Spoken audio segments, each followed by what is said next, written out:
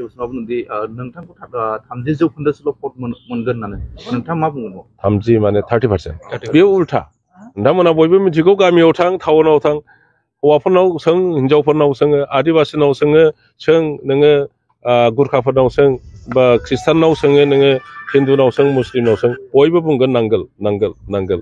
गतिके जयन्त महिलारिया जि आसा खालामदों बेना एसेसमेन्टआनो भुल। बिथांनो रावबो भट होआ। इउपिपिएलनि जिखिनि थाखायाव उन्दुनाय एबा थाखा राननाय बेयो मोनसे बेथ' अत्यन्त गाज्रि बिराद गाज्रि बियो डेफिनेटलि गोग्लैगोन। सोरनि फैसा रायजो राजाया मानो गाज्रि मोना जानो बयबो मुगैदों। दिनै नोङो माबायाव नाय बेसेबां माने कमेन्ट होनानै हरदों बिसोरनि बे खामानिखौ। सासे हिनजावा थाखा नुनानै बे रोखोम माने फैसा सायाव उन्दुलायनाय सेंग्राफ्रा फैसा सायाव उन्दुलायनाय सोरबा चेयारमेना फैसा सायाव उन्दुलाय सोरनि फैसा बेलाय? बेथ' बिसोरो फाथो फाननानै मोननाय फैसा नङाना। बिसोरथ' साख्रिबो मावा बिसोरथ' कन्ट्रेक्टरबो नङा बहा मोनदों फैसाखौलाय? बे जाहैबाय बिटिसिनि फैसा।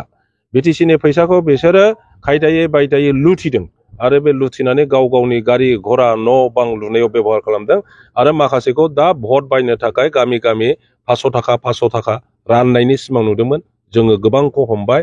प्रसासना जुदि हमोमोन बहुद इउपिपिएलनि मावथिफोरखौ हमनानै जेलाव सोनो हायोमोन।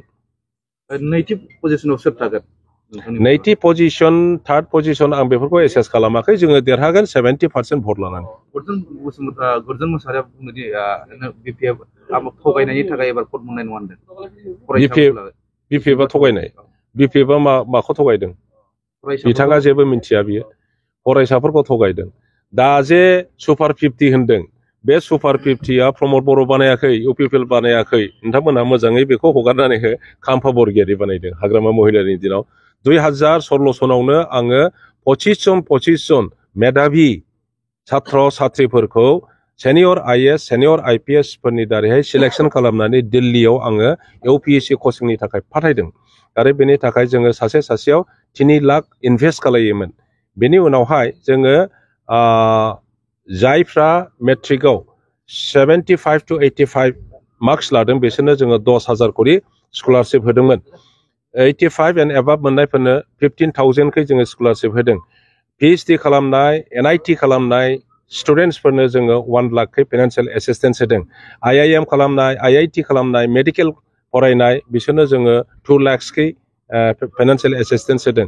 जायहा मेट्रिकआव आरो हायार सेकेन्डारियाव स्टेन्ड खालामदों बिसोरनोबो जोङो 3 लाख जोङो फाइनान्सियेल एसिस्टेन्स होदों।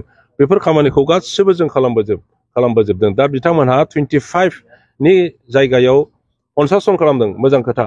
खिन्थु बेखौनो नामाकरन होनानै सुपार 50 गावसोरसो खालामदों जों खालामाखै होननानै बुंदों। रायजो राजाफोरनि सिगाङाव जेसेबांखि बुङा मानो इन्टेलेक्सुयेल्सफ्रा गासैबो मिन्थिजोबगौ जे बे खामानिखौ खाम्फा बरगयारिया हाग्रामा महिलारिनि दिनावनो खालामदों।